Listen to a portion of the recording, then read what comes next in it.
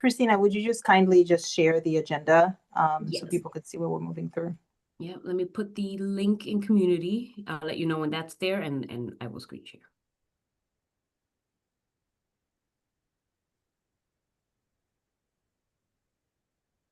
We're moving through. I'll start as soon as I can see the agenda so people can follow along. Okay. Well, maybe I'll just start now. Good afternoon, everyone. Thank you for joining us on a wonderful summer afternoon. My name is Ruth Fortune. I'm the chair of the policy committee for the Hartford Board of Education. We have a pretty long agenda for a July afternoon, so we'll get right to it. Christina will share the agenda so you can all follow along. The first item on the agenda is a first reading of the Parent, Caregiver, Family, and Community Engagement Policy. And I will turn that over to Alejandro Martinez, who can provide more insight. Sure, thank you, Board Member Fortune. Ms. Santiago, I think we can go over to the slide because I want to be able to provide everyone with a timeline of how we involve our families, the steps that we took to ensure families and parents were involved, and the process behind that. Next slide, Ms. Santiago. So before we got started reviewing the policy, one of the things that our executive director Hooker and I did was we met with Ms. Santiago and we actually went over the current policy just to ensure what group of parents, if the policy stated anything in regards to a specific group of parents that needed to be involved in the policy revision. In our regulations, it does state that school PTO presidents are the ones that we reach out to for any policy reviews, policy changes, and any updates. So that is exactly what our office did. We reached out. I personally reached out to every single PTO president in the district on May 12th.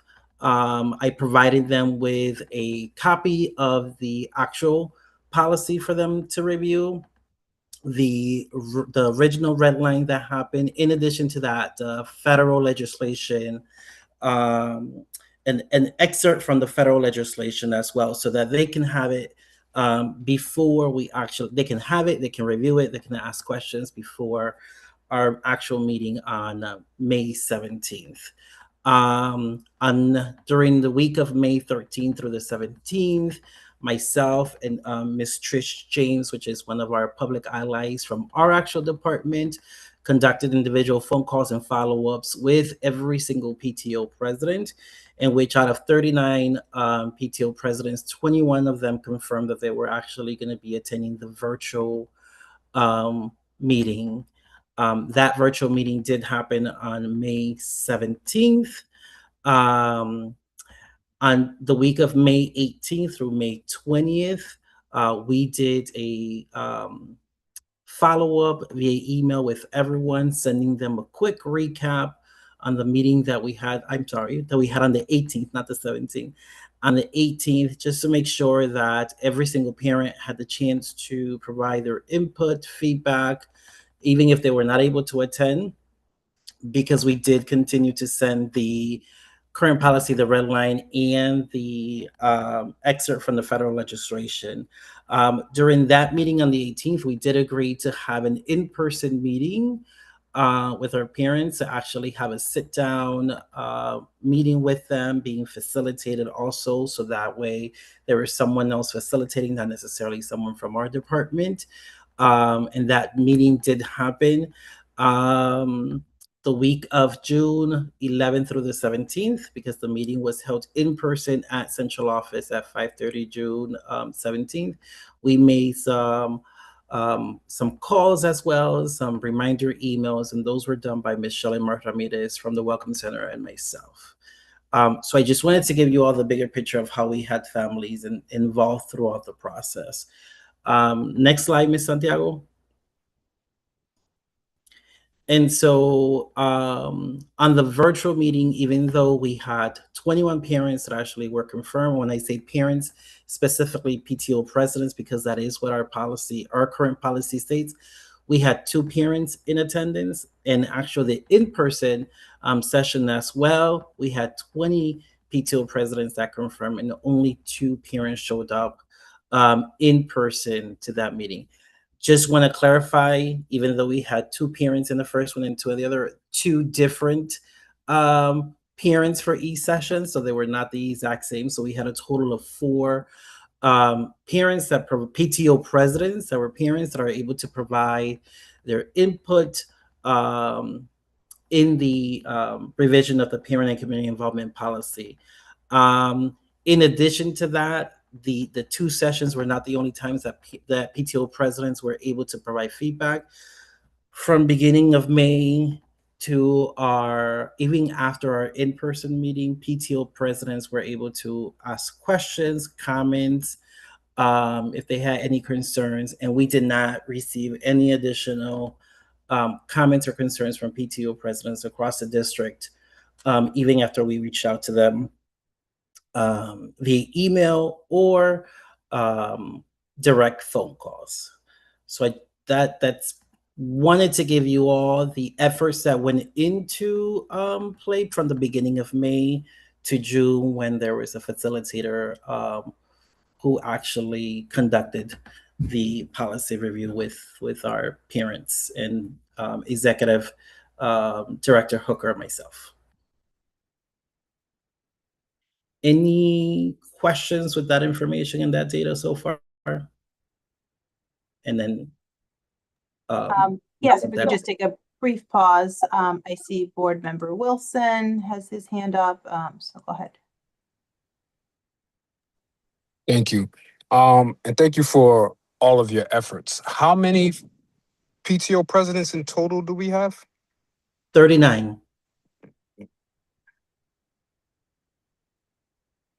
Okay. Will there be any efforts to try and have another session? I see that we had plenty of RSVPs and they still didn't show up to the meetings. And you know what? Never mind. You made quite an effort to get everyone's input on it. So I just want to say thank you for your efforts. You're welcome. Thank you. And totally up to the Board of Ed if we're willing. Obviously the team is willing to conduct another session, but we did make multiple attempts and even follow-up phone calls. And so we still had 2 parents the first time virtually and 2 parents in person, and they had time in between to let us know of any feedback as well. So.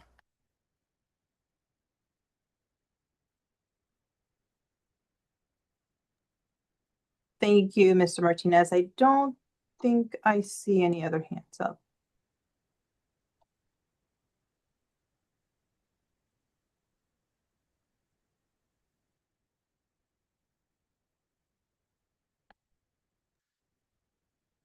Okay, any other questions? Did you have anything else you wanted to add? No, Okay. the only just to add, I did include in the red line that was provided to you all in Ms. Santiago. I did provide the name of the 4 parents and the name of the schools. I think all the way at the bottom, Christina, just to make sure, and the parents knew that their names were going to be added. So we wanted to add that so that the public and you all knew who were the actual PTO presidents that were in. Actually, I don't think I have that copy, but Can you please share share? it so I can Okay. share it. Okay, so I'll reshare it with you, Ms. Santiago. Thank you.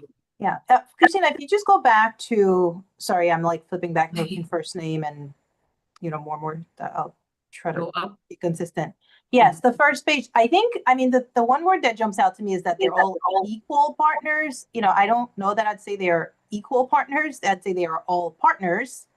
Right, it says the board recognizes that schools, families, and communities are, I would recommend dropping the word equal and just say they are partners in supporting, but I don't feel so strongly about it other than it seems slightly inaccurate, but.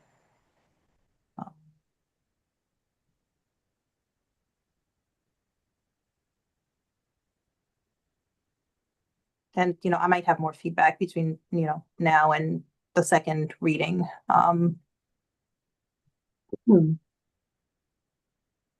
Well, actually, if I have any more feedback, I'll try to get back to you as soon as possible on that.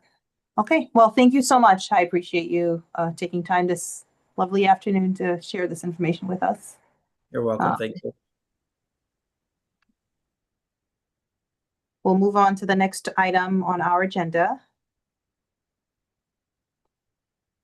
which is the Indoor Air Quality Policy 7230.2.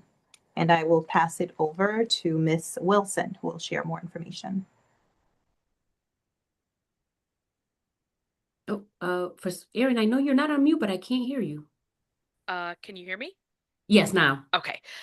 So the indoor air quality and the next policy acoustics, they came about similarly. So we can start with the indoor air quality. Both of these policies are policies we don't currently have. So this is the CABE model policy. So there's no red line. Because there's no changes to, we don't have anything currently. So the indoor air quality, it's pretty lengthy and it details in part what efforts we will make to test the air quality in schools. And this is all set by the state. It's not, our own. It's what we're supposed to do by the law in Connecticut. So if there are any questions on this, I may not know specific answers. Our Chief Operating Officer, Jose Colon, looked through this, shared it with Buildings and Grounds. He actually went to the city as well and spoke to some people at the city just to ensure that this is accurate to what we're currently doing and that there wasn't any language that we would need to change from the model policy. And the feedback from everyone involved is that this is accurate and the model policy was fine. So that was the feedback that we got on this.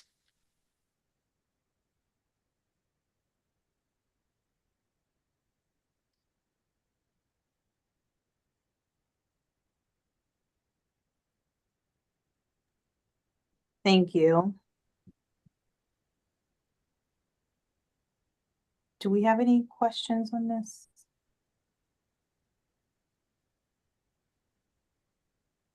Okay, seeing no questions, I know there's two policies that are somewhat related. Do you want to move on to the next one?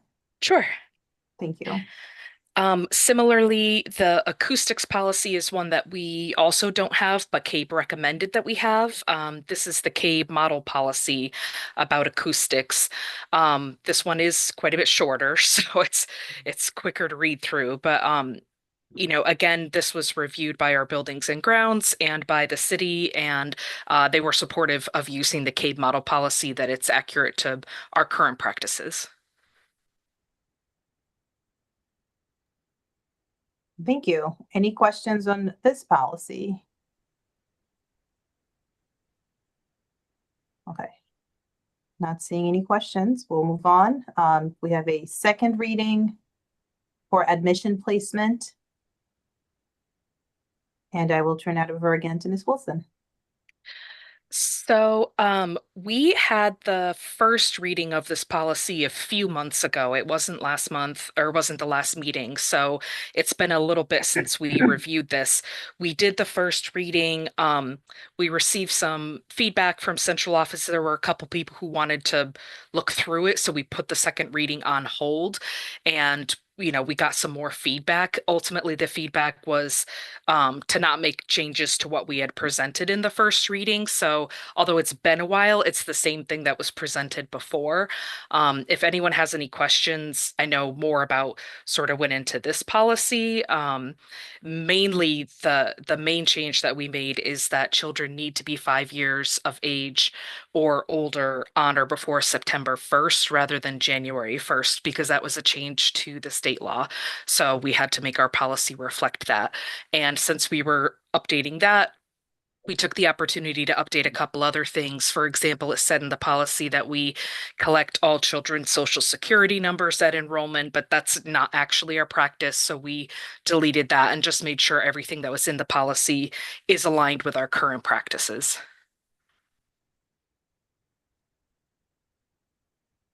Thank you, Ms. Wilson. Any questions on these revisions? It was a few months back. All right, Board Chair Brody. Yes, Good afternoon, everyone. I thought I read somewhere um, some talk about waivers and maybe not accepting so many waivers or not accepting waivers. I'm not saying it was particular to Hartford Public Schools, but I definitely heard some chatter about the waivers for the children that are clearly they don't meet to start kindergarten by their birth date, but an opportunity to start if they get like tested and daycare. Is that a thing for us?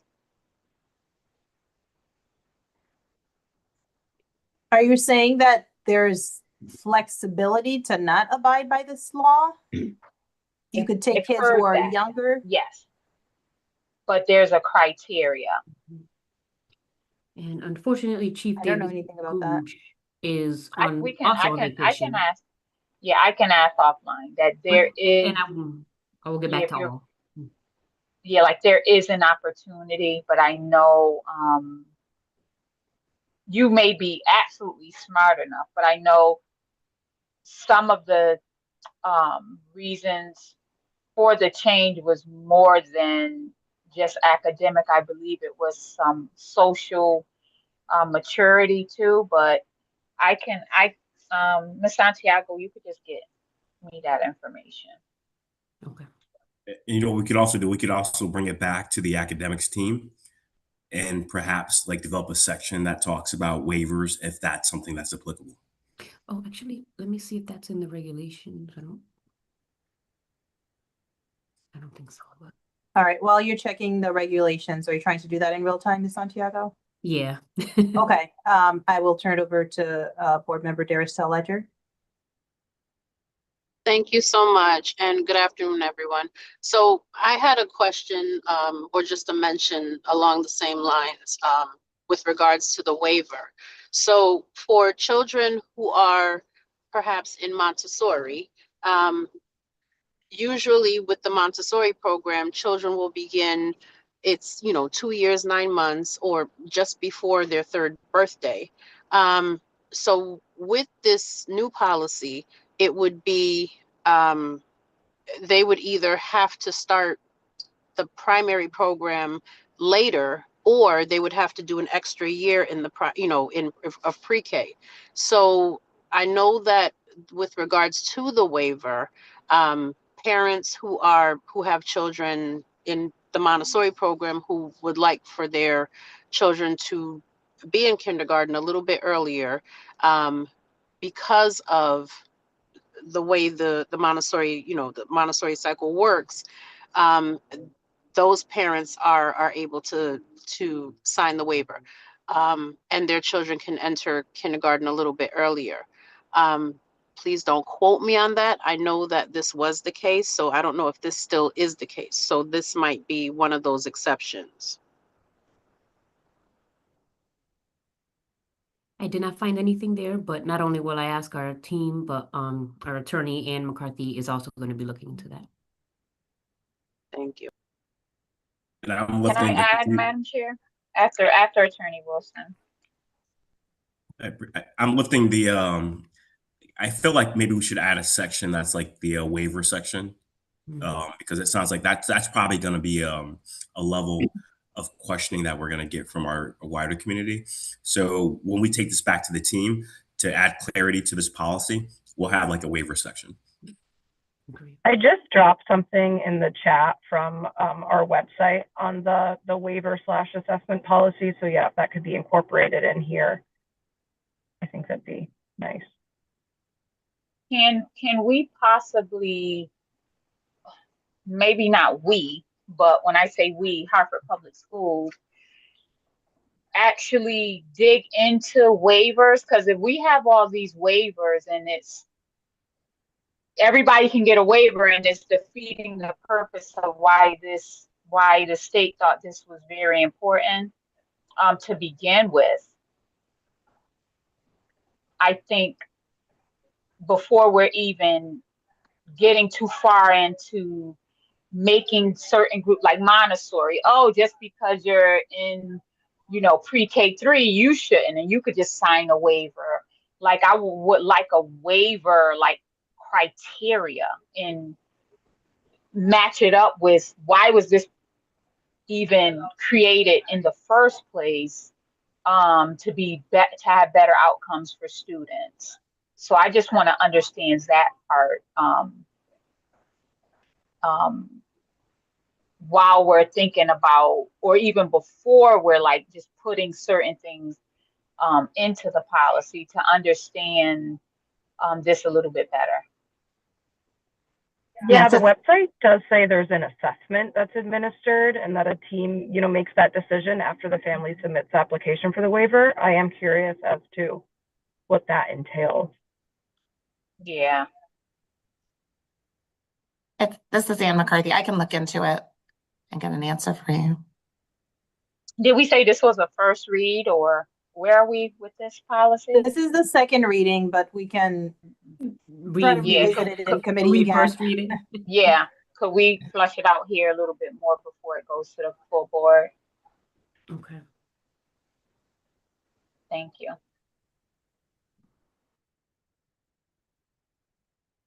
All right. Thank you for the discussion on this item.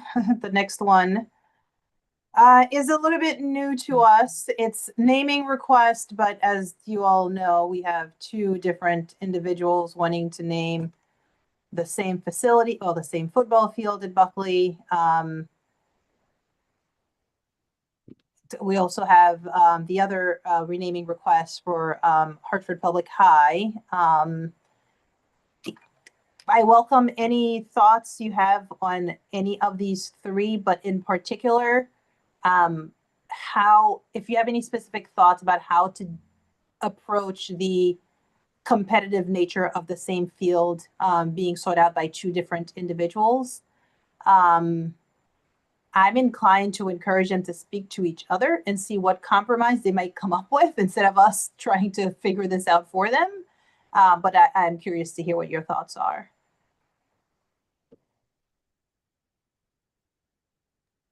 Board Chair Brody? Well, just based on what we've received and what was presented to us, like the people that actually showed the first request, and I don't know the names. I probably should look that up. I felt they're like right here. They're on the screen. Okay, let me. Oof. On the phone, it's hard. Yeah. Hartford High is Marcus Okay. Camby, and then Okay, Buckley so- are Felix Karski and Graham Martin. So I'm totally in support of Marcus Camby. I felt that personally that it would be appropriate for Graham Martin to have the field named after him, and Karski could have the press box. So, because it was two things that they were asking. The first request, Karski, they were asking for both, I think, to be named after him. I might be wrong, but from what I've heard of the individuals and the impact over decades, that's where I landed with Graham Martin, the football field being named after him, and press box for Mr. Karski.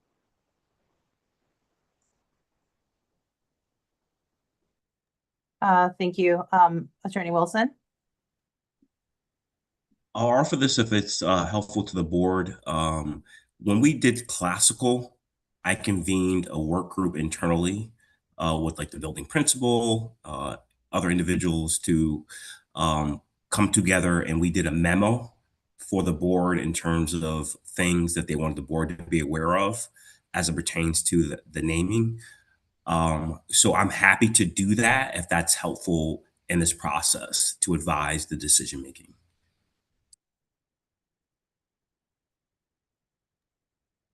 Thank you for the offer. Board Member Mills?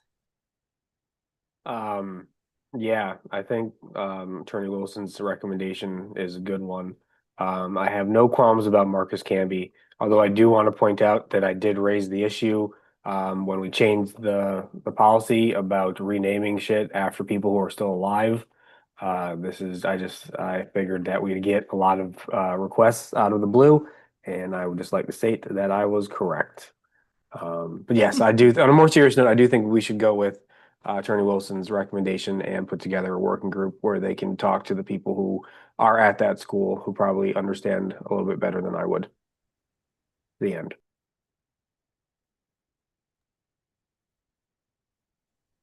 Any other board members or participants had any comments on this? The only update I have related to the renamings is that I did meet with Diane Callis, who testified at the last Board of Ed meeting, I believe. And she is the athletic director at Buckley, who's been there for, was it 32 or 42 years? It was definitely decades. I think 42 years.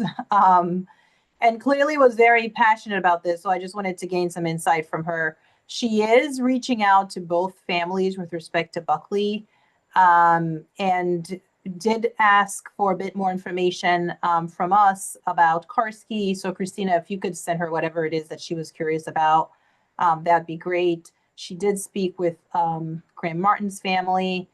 I personally would like to see those two families, those two parties, however we want to refer to them, or petitioners. I'd like to see them speak to each other and see if they could find a way that they could move this forward, because I don't know, I'm reluctant to say that it is our job to pick, but if they could find a compromise or a way to move forward, in my view, that would be great, instead of just making this into a race to who can put in a petition first to have something renamed.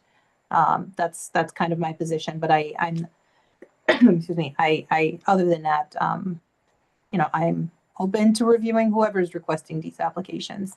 Board Member Wilson, did you just have your hand up briefly? I did. Okay. I think I think at the end of the day, it's obviously it's our decision to make based on our policy. So any compromise between the two parties should be something I think that we facilitate, and not something that they necessarily facilitate on their own.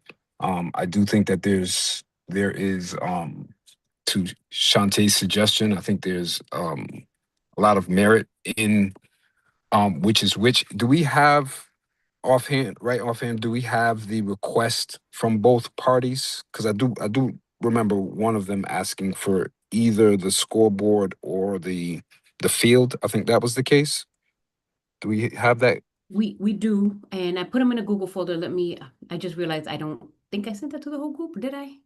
In my policy email? I might have, but let me look at it now. Yeah, because I think if they've asked for either or, I think that there's obviously some compromise there, but I think that's something that should be facilitated through us. Yeah, I think the first family requested both, if I remember that correctly. It was an and there. Okay. I'll double check and confirm. And I think the second, not only family, but the large support of alumni, current staff, and even staff that don't work at Buckley but have experienced. They were just asking for the field. I don't remember it being, but one of them, I think that early on, I thought it was both. This says I'm submitting a request. It says football field in honor. I don't see. Wait, That's for Graham or for the. This is for Karski. Karski. I don't see it unless it was in another letter. Because sometimes when they do support letters, people just write in, and I don't know. I think it may have been a speaker. Maybe then, yeah. Yeah. As far as the official request letter, it just says football field. So again, maybe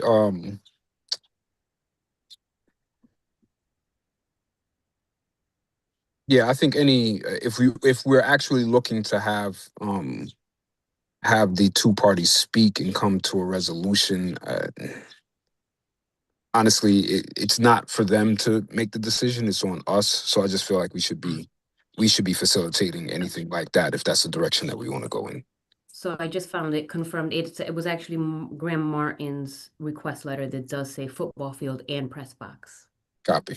right here, and screen sharing in case. Thank you. Thank you. Board Member Walker?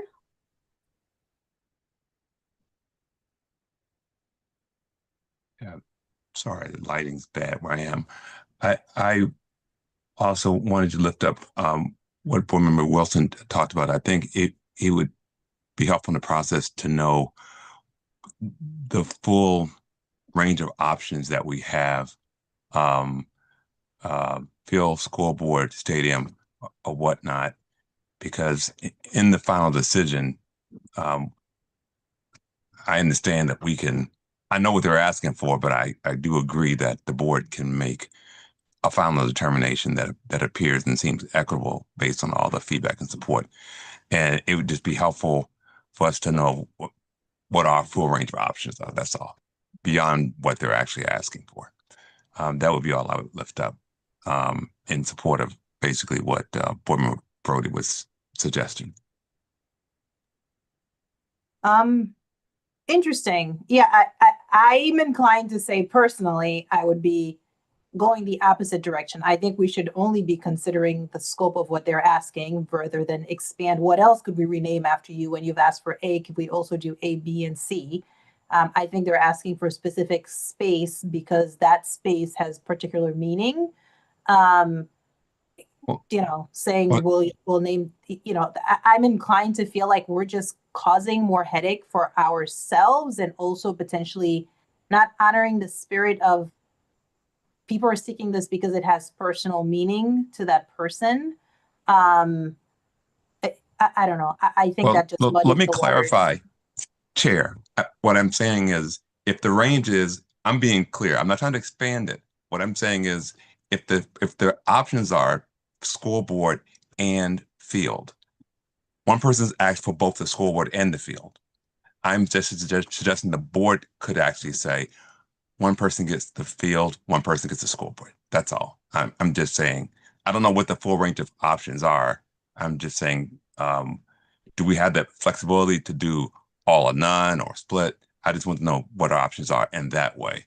Not to add to it, but just understand what options do we have as a board? Because I didn't get the impression that it was an all or none proposition, but I just wanted to be clear what options we did have in that regard. Just clarifying it that way. Okay, got it. Under our policy, I think we have complete discretion to proceed, however we think it makes sense, including, for example, doing a combination naming where it's both names, not necessarily one name, which is one of the reasons why I think, because the people who are interested are going to be the fiercest advocates, I do think getting them together, I'm open to having us facilitate that in some way, shape, or form. They might come up, frankly, with just more creative solutions than we would have thought of because they're just more personally invested in it. And then we can sort of take it from there. But I see lots of hands up. So I'll go in just the order that I see it. Board Member Wilson, and Board Chair Brody, then Attorney Wilson. Thank you. Okay. One of the things I think we're sort of losing in all of this is we've got two parties requesting to have the field or press box named after them. But we first have to make a determination on whether or not it's warranted in either case before we decide that, okay, they're both warranted, so we need to come up with some type of solution or compromise to it. I feel like we're skipping that part of it. Actually determining whether or not each one of these individuals warrants the field or the press box being named after them. I think once we've reached that decision, then we can go about the business of deciding what kind of compromise that we need to look for. But I don't think we're there yet. I just wanted to bring that to everyone's attention. Thank you. Board Chair Brody. Madam Chair, I actually agree with you when I think about it. What they asked for versus what we're given instead of like, I think my remark was because I thought the first request asked for both. And that I was saying I agree with the second request from the overwhelming outpour of helping me understand who the individual was. But I agree with you in the sense of, if this person didn't ask for that, we can't say, oh, well, we'll name that after you. You didn't even ask for that. So with that and what board member Wilson just said, that does make sense, looking at both of them individually and for what they asked for and saying yay, nay, and then moving on from there. Thank you. Attorney Wilson? Thank you. My question is probably more grounded in a statement, just like making sure we're properly supporting the board in its decision making. I recall, like, just going back to the classical situation where we triggered and we generated a memo. Just part for discussion, wondering if first that was helpful to the board and whether we should just like memorialize that as a standard process going forward, and just trying to determine like what else can be included in such a memo to help the board making decisions like this. We could operationalize a team to put together different stakeholders and come together with a memo for the board on both of these scenarios. But I guess the question is grounded in whether or not that should be memorialized in a practice. Like, so someone says, I want to rename, and we automatically trigger a memo to the board on something like this. Just adding that to the discussion.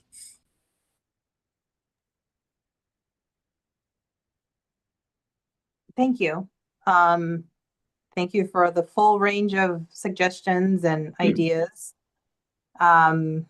I am open to any and all of the above, curious to see where this takes us. You know, I think on the one hand, it is nice that people have an interest and feel that they've contributed many of their working years and, you know, their best tools, and they want their legacy preserved. I think that's a very positive thing. It also just means that, you know, there's a little bit more for us to do in terms of our due diligence and consider these requests very thoughtfully, and trying to be very fair about how we go about it. So it'll be interesting how this proceeds. I have no further thoughts. Christina, if you would just follow up and send, I believe, Mr. Karski's daughter wanted some more information. I think maybe check in with Diane Callis, because I know she was talking to both parties. And Attorney Wilson, you know, in terms of if we were to try to facilitate the two parties in terms of getting together, do we just encourage that as we consider which requests are deserving? It's I don't know. It seems to me that the two things could happen concurrently potentially, or maybe not.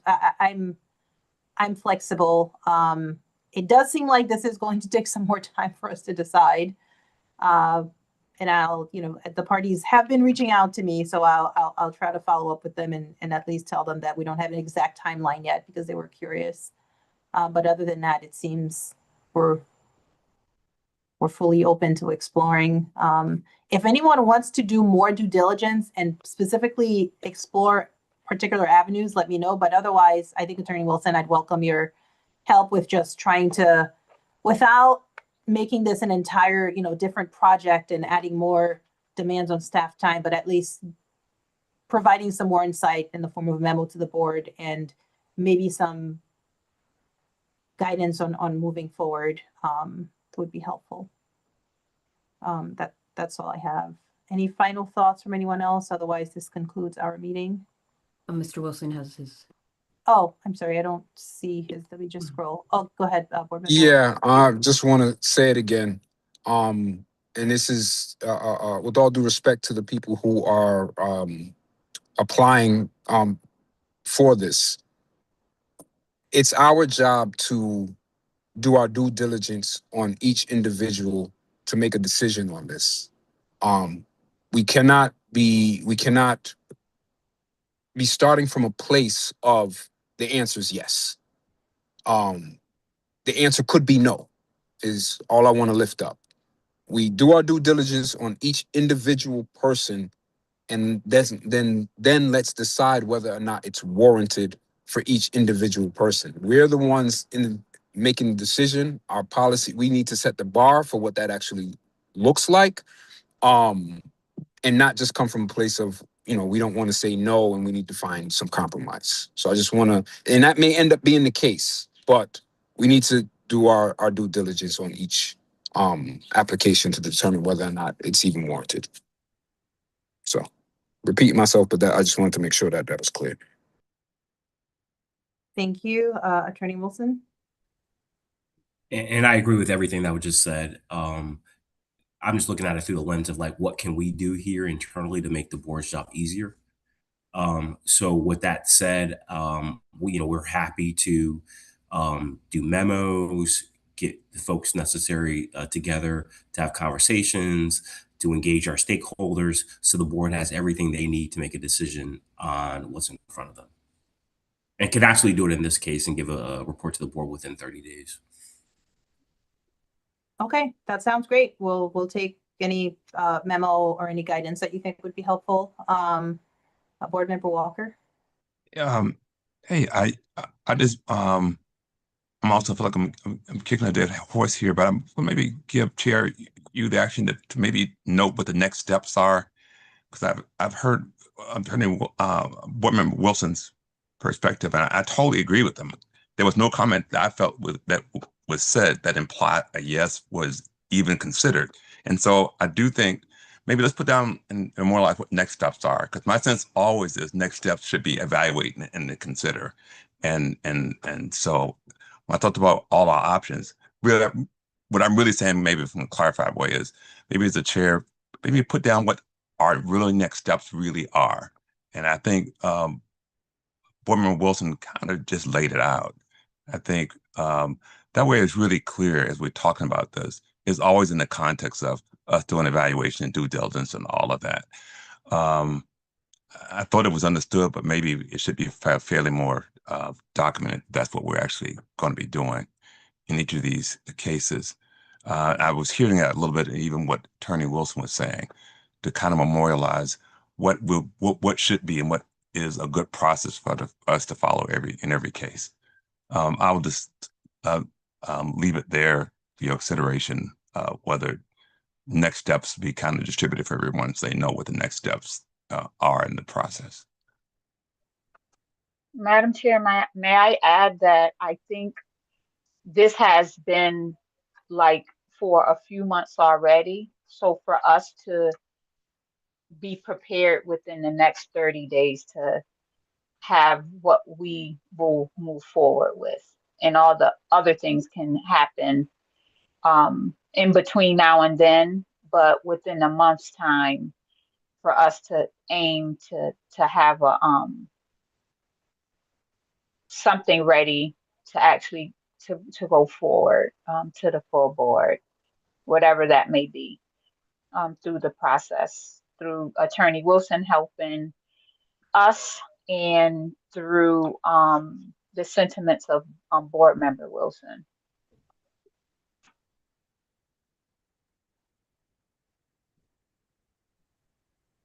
Okay.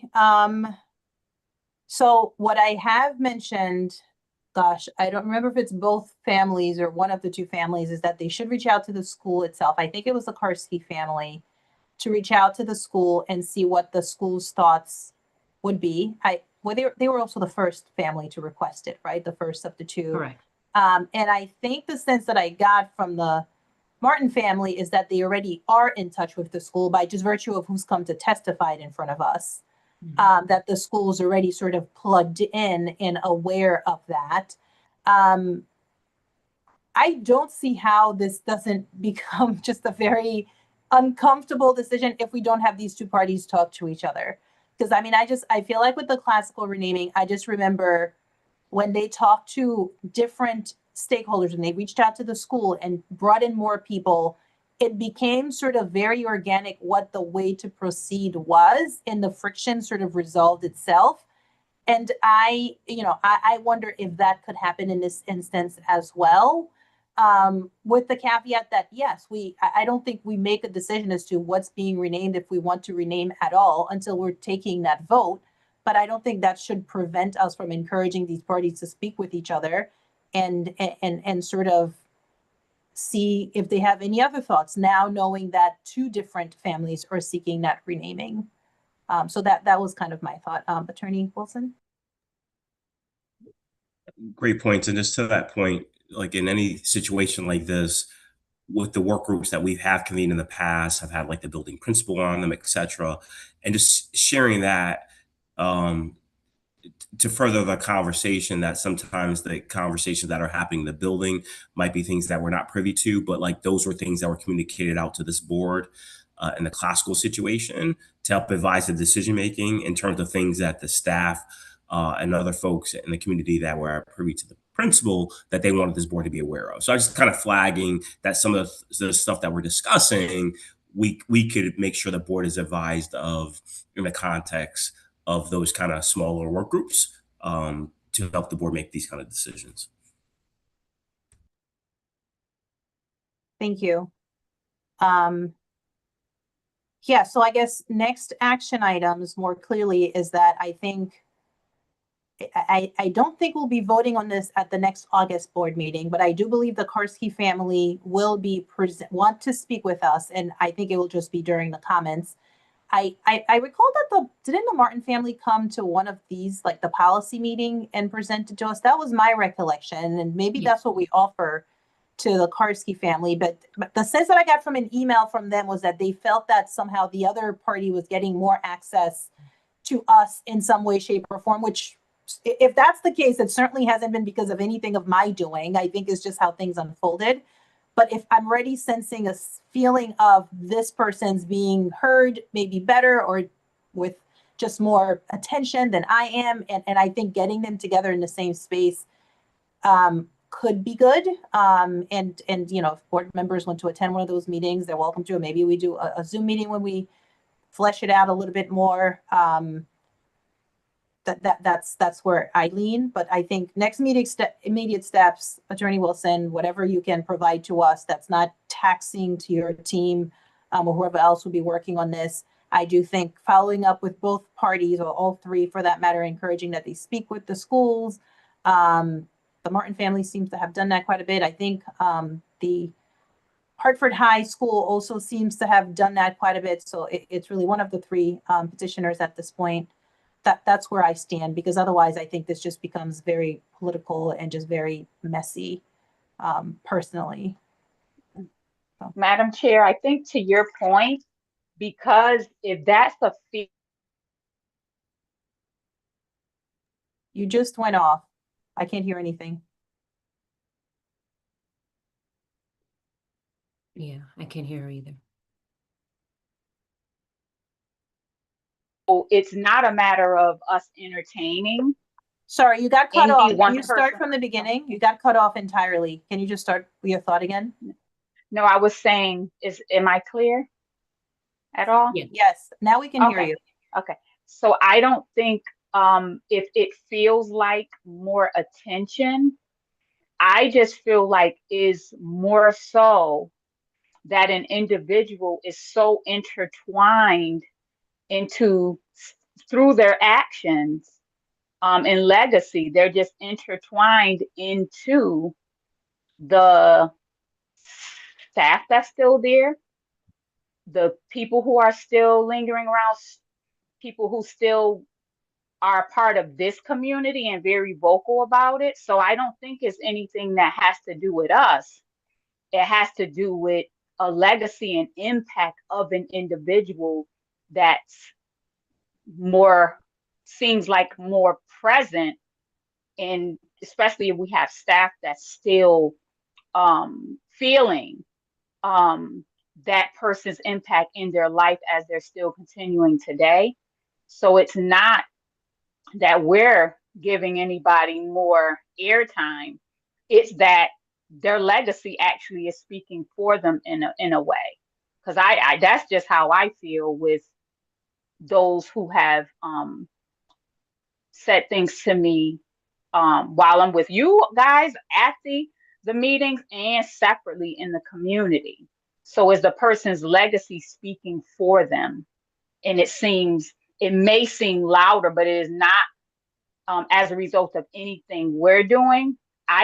Regardless of how we bring who together, it's not going to be something that one party is going to like. But this is what we signed up for, to make hard decisions, even though some of the decisions, like, I don't want to make that decision, but I just feel that legacy speaks for themselves. And that's all I have on it.